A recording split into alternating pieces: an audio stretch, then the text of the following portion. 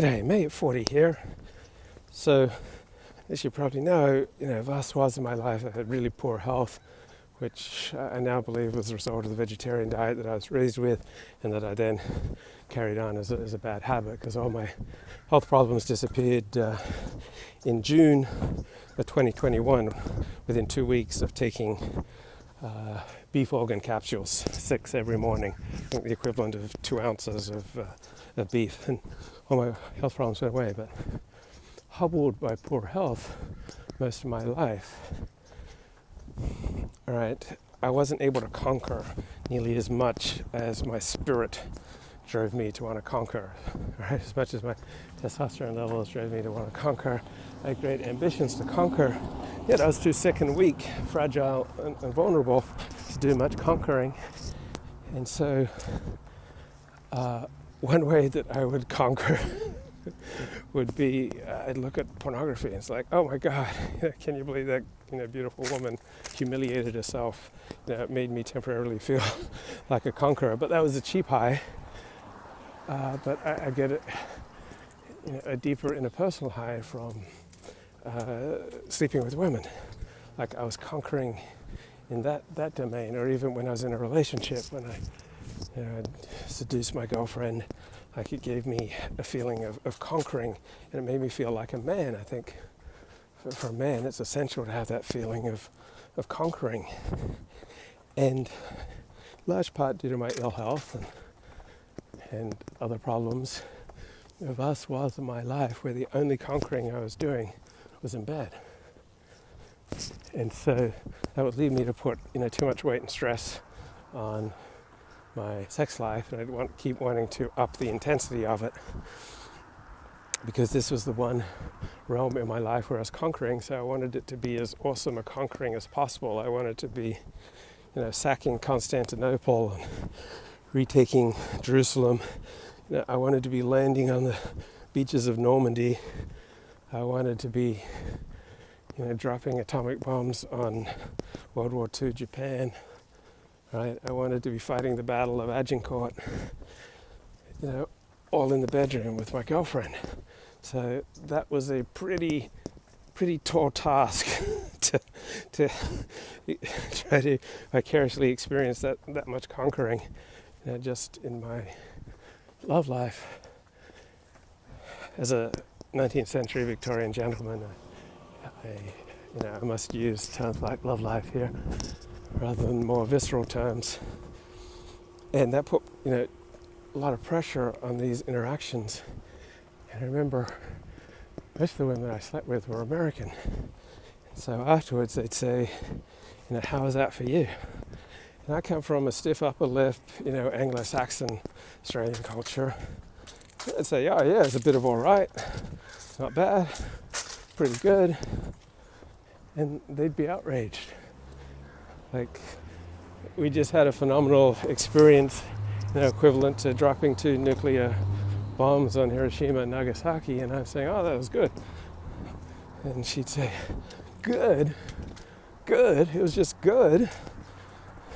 And I said, no, it was amazing. It was transcendent. It was divine. We were storming the heavens. Americans really like their enthusiasm levels. And so I had to storm the heavens with descriptions of our sex life, or she'd feel cheated. But because of my poor health, frequently that was the only area of my life where I was conquering, either that or the fate of the Dallas Cowboys. I remember fall of 2007, I'd quit writing on the porn industry, and the only area of my life where I was conquering was in my Dallas Cowboys fandom. They went 13-3 before losing to the eventual Super Bowl champion New York Giants in the divisional round, and in my love life. And it wasn't good to put that much weight on my love life. And it was a very sad reflection of the lack of conquering going on in my real life. So now that I've regained my health, like it's a lot easier to have conquering going on in my real life. I get to conquer people online. Should we have a conversation about the scope and significance of anti-discrimination laws? Sure, I'm against anti-discrimination laws. I believe the essence of civility and civilization is the power to exclude. So I am opposed to anti-discrimination laws. So I'm quite familiar with 12-step programs for love addiction, sex addiction, porn addiction, and the like. And one key part of my recovery has been just developing new areas where I can feel like I'm conquering. So I'm not compulsively driven just to try to conquer in the bedroom, but there are vaster swaths of life that are open up to me for conquering, including just myself, my habits, so that the way isn't this gorgeous? I love this. I love LA. So if I can just conquer myself, have a coherent, cohesive day where I feel pretty good about every decision, every choice, every action, pretty much that I made that day, that I'm eating foods aligned with my best interests, that I'm getting the right amount of sleep for my best interests, that I'm putting in the work and earning the income that's aligned with my best interests, that I'm doing things above board. So I've been having this recurring nightmare where in my nightmare, I'm kind of turning a blind eye to some bad behavior and tacitly encouraging it. And then when the bad behavior explodes, there are investigations, then the investigations come back to me, and I end up getting led away in handcuffs. And it's just because I tacitly turned a blind eye to bad behavior. Well, for much of my life, I tried to get away with as much as I could get away with, but then that leads to nightmares like I'm going to get outed, I'm going to get discovered, I'm going to get revealed, I'm going to get charged, convicted, humiliated, ostracized. So, trying to approach life with the attitude that everybody knows everything. So I'm no longer trying to get away with things. And how would I act and speak if my words and actions were recorded on the front page of the New York Times? Right, that diminishes my fear of being outed and ostracized and humiliated. But still getting those recurring nightmares. My God, I was so relieved when I woke up at about 2:30 this morning and discovered that I hadn't really been arrested. And in fact, I hadn't done any of the awful things. Hadn't even tacitly turned a blind eye to bad behavior that I'd committed in my dream.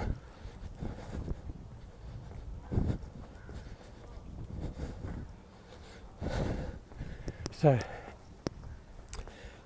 here's one thing that all of my sponsees fail to delve into with any enthusiasm, diligence, or depth.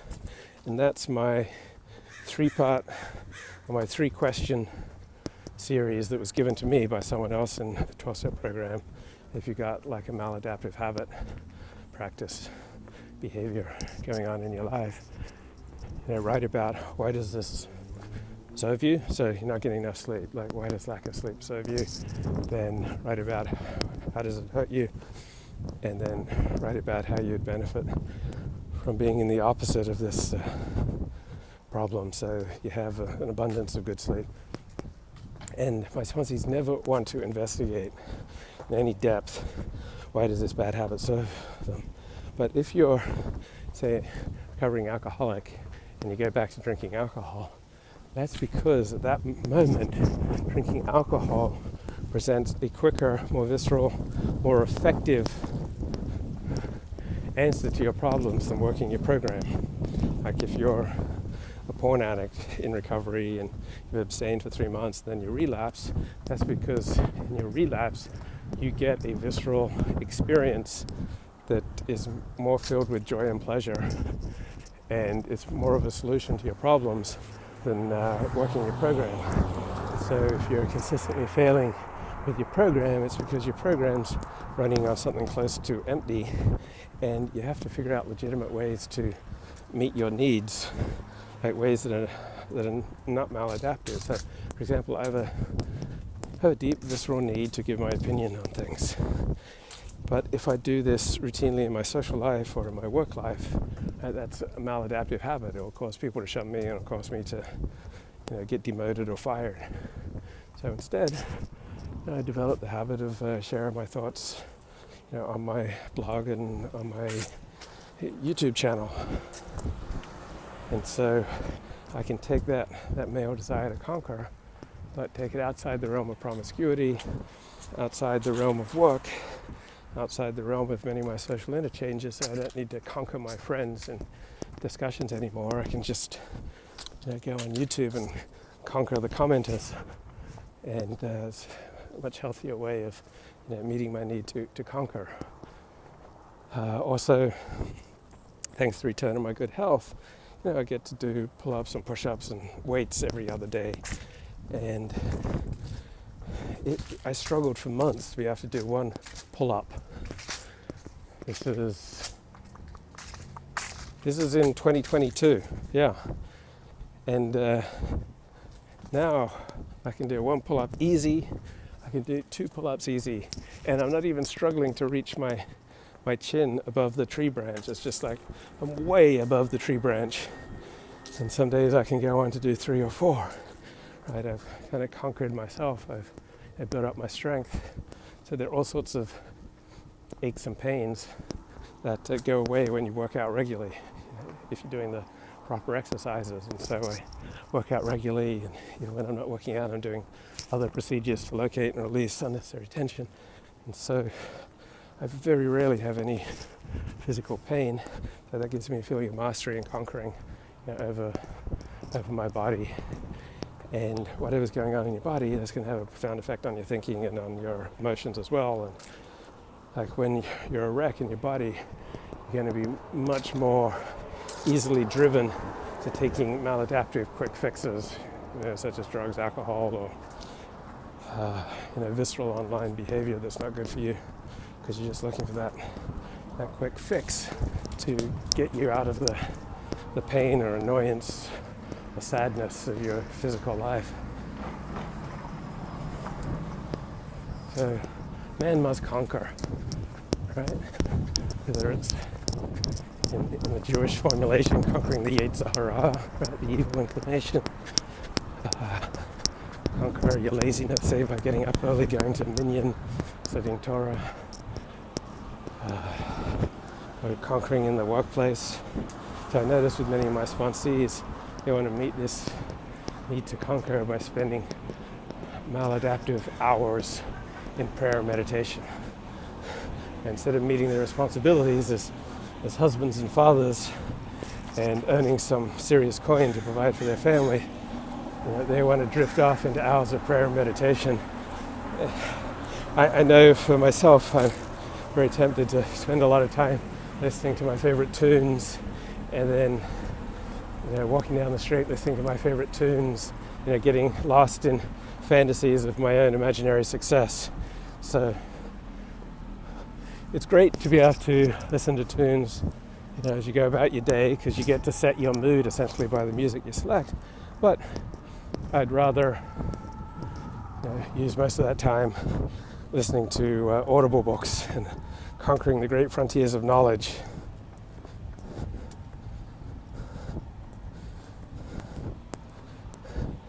So,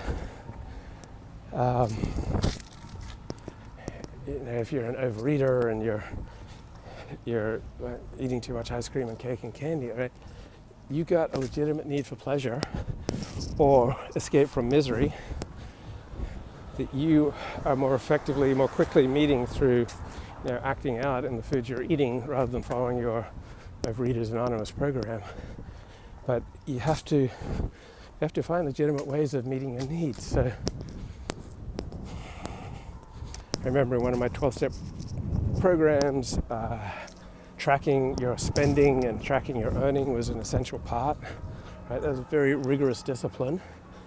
And I immediately noticed that I cut way back on my spending, so I didn't want the aggravation of having to write it down. In another program, you track your time. But I did it just during the weekdays, right? I just gave myself the weekends off. I didn't track time. I didn't work on the weekends, so I'd work really hard during the week. So from 2016 to 2018, I was working 40 to 60 hours a week, but only during weekdays. Then I just gave myself the weekends completely off, and I would indulge myself. I would watch sports if I wanted to. I'd indulge how I spent my time as long as it wasn't maladaptive or destructive or threatening my sobriety. So I gave myself the pleasure, the time to pursue my intellectual interests on the weekends, just basically unlimited time. Kept my weekends largely free of obligations. And so I met my legitimate needs to conquer and to explore on the weekends. And then I could work hard during the week, and knowing I had two days ahead in which I could conquer and explore and do what I wanted. So for some reason my sponsor is very reluctant to explore why they are engaging in the character defects, say, of dishonesty, right? Because for me it started out as a fear of punishment. I'd get physically hit by people who are taking care of me, and so at a very young age I learned to lie to try to reduce the number of times that I was bounced off the walls. So recovery from dishonesty begins with me coming to terms with how has dishonesty served me, and it served me by helping me escape a whole lot of physical punishment. It also serves me, I don't like certain types of physical or direct confrontation. I like avoiding a lot of hard conversations.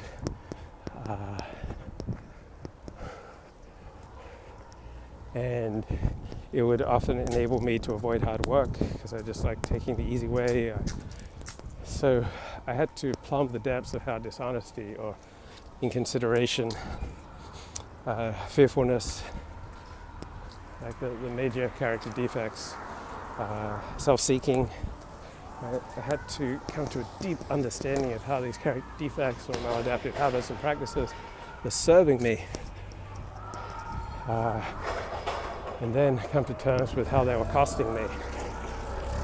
And then imagine a future in which I engaged in the opposite of these maladaptive habits and character, matters of character, and to see the rewards that were possible for me. But unless we have legitimate needs, and we engage in what seem like stupid, self-defeating, self-destructive behavior, because we have legitimate needs that this behavior is meeting. Look, I'm coming back here 1,000 times if I have to. They don't do this to me.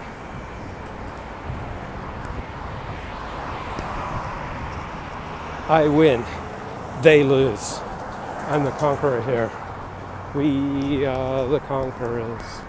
Right? Don't think of this as you're just watching a live stream with 3 other people right now. Think of this as you've been selected to a very exclusive private party.